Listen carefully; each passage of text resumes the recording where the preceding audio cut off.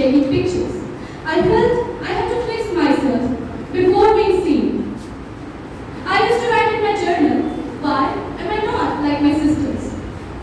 Then I began to realize, the more I tried to become what society wanted me to become, the more I lost myself.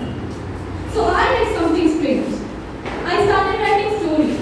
In the Peacock's reflection, I wrote about a bird who spends his life comparing its reflection to others, only to realize that its true beauty was in the confidence it lacked all along.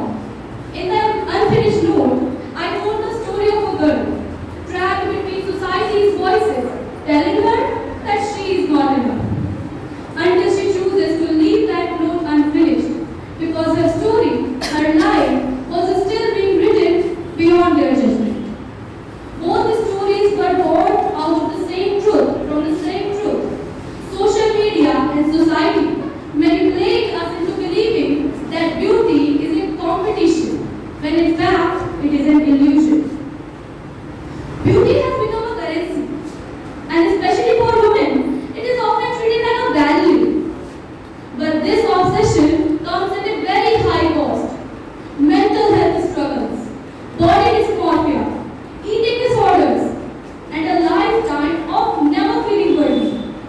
All for what? To meet the standards created by industries that profit off our insecurities.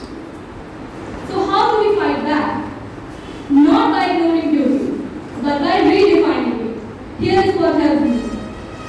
Writing stories where beauty was diverse, creating content that wasn't polished but honest, listening to voices that challenge the mainstream narrative, and lastly, surrounding myself with people who valued intellect over appearance.